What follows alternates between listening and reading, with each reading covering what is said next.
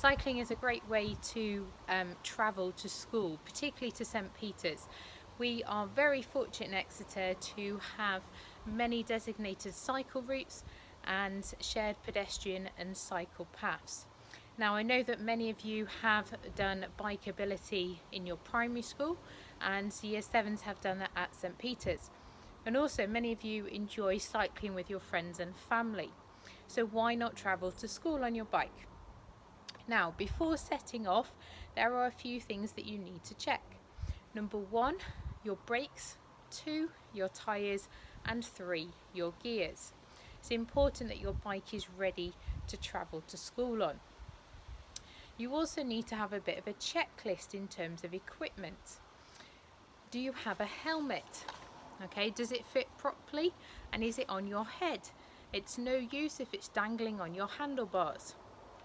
Do you have a bike lock so that when you get to school you can secure your bike safely?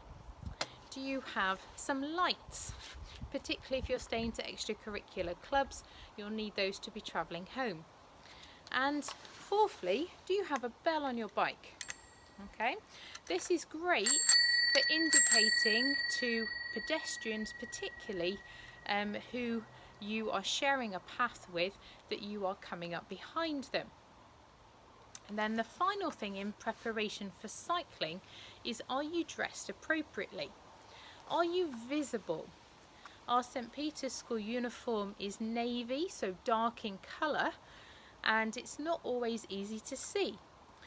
Also, if your school uniform is a barrier to you cycling to school, maybe because you've got a skirt to wear, then all you need to do is wear something appropriate and make sure that you are changed into your school uniform correctly before tutor time. Now, cycling is great, but you need to take some personal responsibility for your safety and those around you when you are cycling. Please wait for the green man at a crossing. You might think it's safe to cross, but you may not be aware of cars coming from a different direction.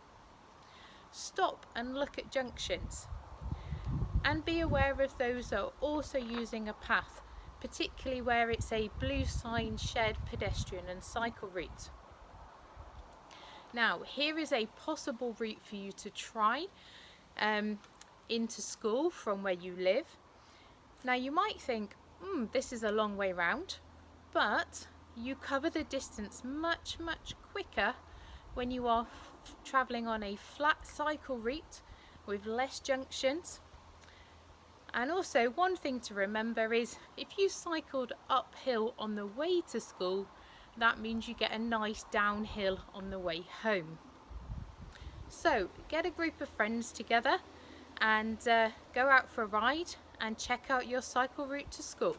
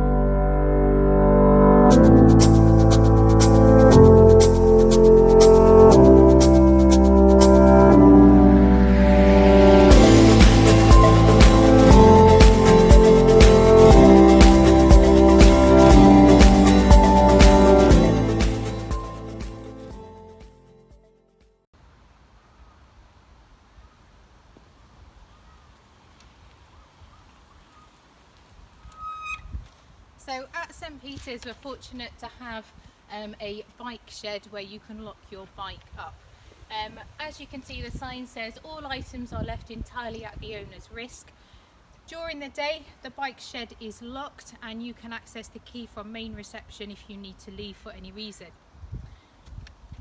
The main office also have a few essential repair items. So there is a pump and there are some bike tools in case you need to adjust anything once you've got to school. Now, coming into the bike shed, it's important that we lock our bike securely.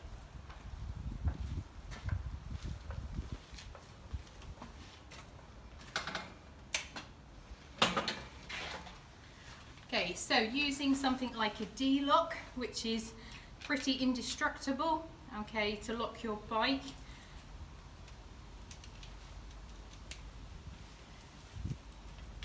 Making sure that it goes through the post, the wheel and through the frame so that you can then lock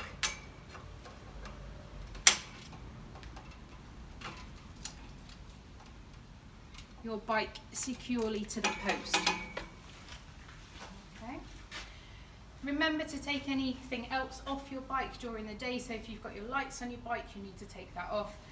Any water bottles and your helmet as well. You can take that into school and pop it in your locker to stay there during the day.